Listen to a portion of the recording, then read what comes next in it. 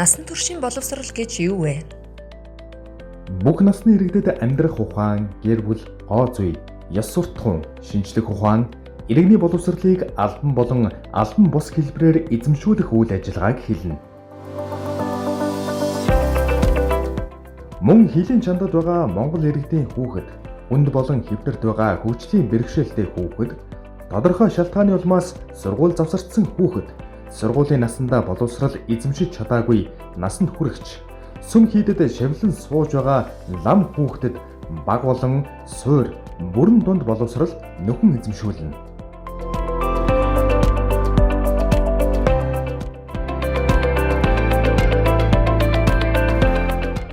Бид хэнтэй хамтран ажилладаг бай.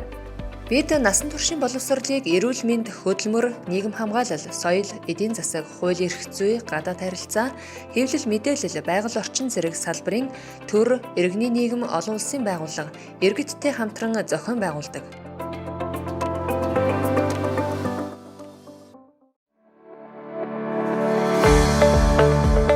Насан туршийн боловсролын алсын хараа юу вэ? Иргэн бүр сайхан амьдрахын тулд тасралтгүй суралцж болдог. Сурсан зүйл нь үнэлэгдэн амьдралын чанарыг бодтойгоор дээшлүүлдэг. Боловсролоор дамжуулан нийгмийг бүхэлд нь соён гэгээрүүлэх боломж Монголын нийгэмд бүрдэх болно.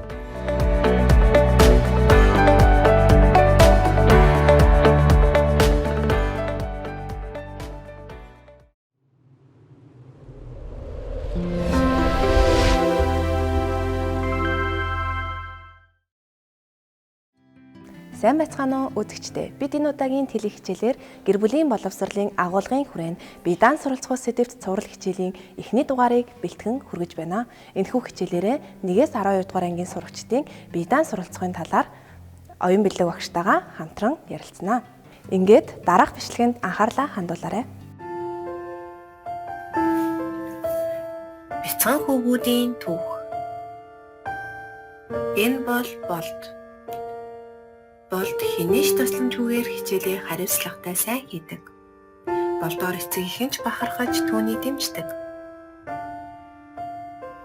Харин энэ бол бат. Бат хичээлээ хийхийг хүсвэл яаж хийх учраа олдоггүй. Заримдаа түүний найз нөхдөд шоолдоо болдог. Үүнээс болоод бат сэтгэлээр маш их хүндэг. Бат хичээлээ хийх дургүй болж эцэг ихэн түүнийг харж байж л хэлэгдэг. Батад туслаач. Батад тохиолдсон асуудал бэрхшээлийг даван туулах чадварын талаар доктор оюун бэлэг багш маань заана. За саяын тохиолдолд сурагч болд өөрөө хариуцлагатай сурах үйл ажиллагаагаа төлөвлөж хийдэг цаг тухайд ийм сурагч байна. Харин сурагч бат болохоор сурах хүсэлтэй боловч яаж хийх учраа олдоггүй тусламж хүссэн байна. За тэгэхээр энэ би 1-ээс 12 дугаар ангийн сурагчдын бие даан суралцах агуулгын хүрээнд одоо бие даан суралцах гэдэг нь яагаад чухал вэ талаар бүгдээр дараах 3 зүйл дээр үндэслэн энийг гаргаж ирье гэж бодож байна. За бүгдээр 21-р зууны суралцагчийн шинж. Бид нар одоо 21-р зуунд сурч байна. За энэ 21-р зууны суралцагчийн шинжийг харъя. За хүсэл санаачлагтай. За бие даан суралцдаг.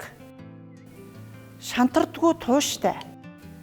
Өөрийн суралцах үйл ажиллагааг өөрөө хариуцдаг. Өөрийн зарчимтай. За багш нь энэ 21-р зууны суралцагчийн шинж 21 шинж байгаа. Эннээс 5 шинжийг гаргалаа. За энэ дотор бол одоо бие даан суралцдаг гэдэг юм бол яа харахгүй байна гэж харж байна. За тэгэхээр та бүхэн энэ 21 шинж чанар байгаа. Үлдсэн 16-ыг нь өөртөө бие даан олж суралцах үйл ажиллагаанд хэрэгжүүлээрэй. За хоёрдугаарт нь за суралцахын хэв шинж дээр авч үзье. За суралцахын хэв шинжээр энэ хоёр хүн сууж байгаа хамтран суралцах. За хамтран суралцахт бол мэдээж багшийн дэмжлэгтэйгээр анги хамт олноороо найз нөхдөөгөө хамтран багаараа харилцан ярилцаад суралцдаг. За дараа нь бие даан суралцах буюу ганцаараа суралцах энэ үйл ажиллагаа байна. За хард суралцах, сонсож суралцах, ярилцсан суралцах, хийж гүйцэтгэж суралцах, учир шалтгаан мөн чанарыг илрүүлэн суралцах гэдэг энэ 7 хэв шинж байна. За энэ 7 хэв шинжүүдийн хамтран суралцах дээр ч эдгээр бүгд орж ийн, бие даан суралцах дээр ч орж ийн. За бие даан суралцахад муу ялгаалах харж суралцсан, өөрийгөө сонсон, өөртөөгөө ярилцсан, хийж гүйцэтгэх нь дотоод мөн чанарыг илрүүлэхийн тулд өөрөөсөө асуулт асууж ингэж явах юм. Тэгэхээр энэ суралцах хэв шинжлэр мөн бие даан суралцвал гарцаагүй чухал нэг үзүүлэлт юм а гэдэг нь харагдаж байна. За дараагийн тохиолдолд багш нь эрдэмтэн судлаачдын үзэл баримтлалыг бас сонирхож үзье гэж бодлоо. Тэгээ цаг хугацаа бага учраас нэг эрдэмтнийг сонгож авсан байна. За энд нь дүү. За энэ бол нөгөө Америк нэгдсэн улсын сургууль хүмүүжүүлэгч хүн ухаан. За энэ хүн бие даан суралцахын талаар юу гэж тодорхойлсон байна гэдгийг харъя. За хүн амьдралынхаа явцад өөрөө мэдлэг эзэмшихийг боловсрол гэж үзсэн байна. За энэ өөрөө мэдлэг эзэмшихийг.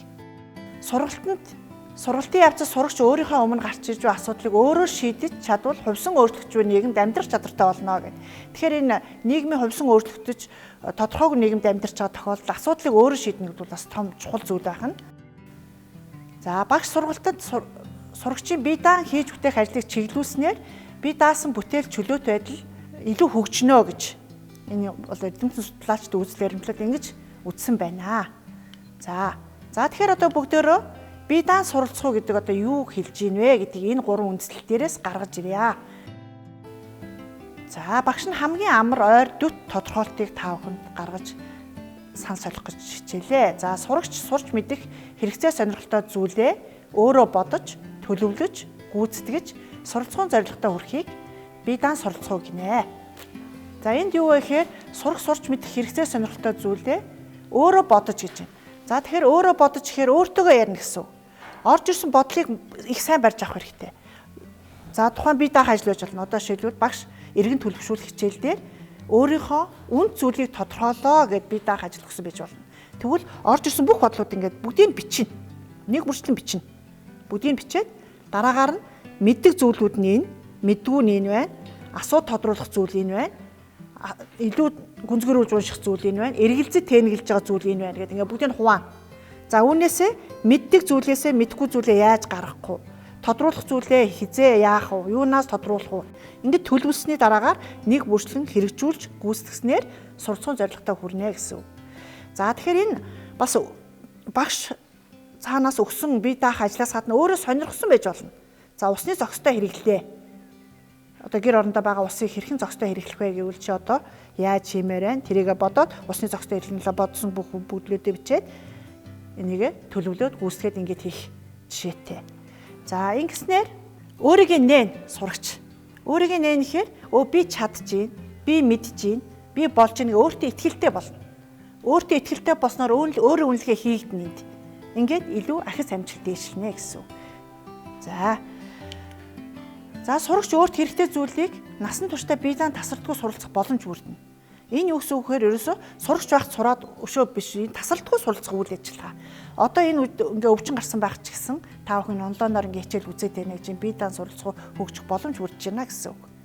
За одоо сурагчдад ингэж эцэх юм. За даалгавар өгсөн үү? Даалгавраа хийгээрэй. За тэгэхээр даалгавар гэдэг үгийг монгол хэлний тайлбар тавьчихээс үзвэл хоёр утгатай байгаа. За нэгд утга нь бол за багш удирдах ажилтнаас өгсөн хийж гүйцэтгэх үүрэг даалгавар байна. За энийг бол их сайн мэддэг. Даалгавар өгсөн өгөөгүй даалгаврыг хэлье.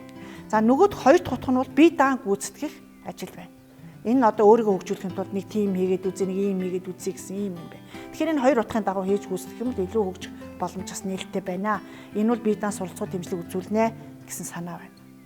За энэ дээр тулгуурлаад бүгдөө бие даан суралцагч болохын тулд яах вэ гэдэг өмнөх тохиолдол нөө батад хэрхэн туслах вэ? Энэ арга замыг одоо олцгоё. За тэгэхээр бие даан суралцагч болохын тулд сурах хүсэл сонирхол хамгийн чухал. За одоо тэр хамгийн ихний тохиолдолд болд бат хоёр хоёулаа сурах хүсэлтэй байсан. Энэ бол маш том давуу тал. Гэхдээ ганцхан хүсэл байгаа сурдаг юм бол биш. За бэрхшээлийг даван туулах төвчээр хэрэгтэй. Заавал пустаар шавдуулах хэрэггүй. Сая одоо бие даан суралцах гэдэг бол яаж чинь өөрөө мэдлэг олж авна. Өөрийгөө үнэлнэ, өөрийгөө нээн, өөрөө зүтгэн, өөртөө итгэлтэй болно гэсэн байна. За тэгэхээр энэ бэрхшээлийг даван туулна. Тэр хүүхдүүд шоолж байгаа хамаагүй. Гэхдээ шоолох биш нэгэндээ харин туслах хэрэгтэй.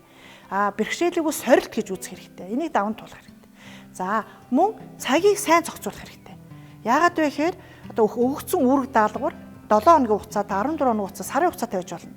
Чи өөрөө сонирхоод хийж байгаа ажлаа би 10 хоногийн хугацаанд энийг хийж гүйцэтгэнэ гэд. Ингээд цагийг сайн зохицуулж яг тэр цаг хугацаанд өөрийн дүрм журм зарчимтай хийж гүйцэтгэх юм бол одоо бие даан суралцагч болоход маш үнэтэй зөвлөгөө болж байна. Тэгэхээр энэ гурван юм дээр анхаарч ажиллах юм бол бас ахит дэвшил гарна гэж бодож байна.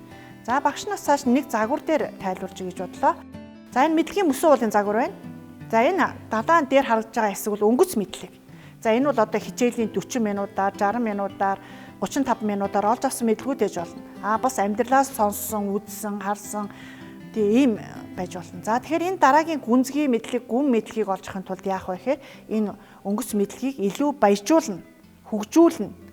Яагаад ингэсэн бэ? Учир шалтгааныг нь олно. Мөн чанарыг илрүүлнэ, уялдаа холбоог нь гаргана. Тэгэхээр энэ гүнзгий гүн гэсэн доотлын орон зай бол ерөөсөө бие даан суралцахыг хөгжүүлэх том орон зай байна гэж ойлгох хэрэгтэй. За эндээс дүгнэхэд ерөөсөө бие даан суралцах үед бол өөртөөгөө ажиллаж өөрийгөө хөгжүүлэх том боломж юм байна. За ингэснээр өөрийнхөө амьдралд тулгарч байгаа маш олон асуудлыг шийдвэрлэх боломжтой болно.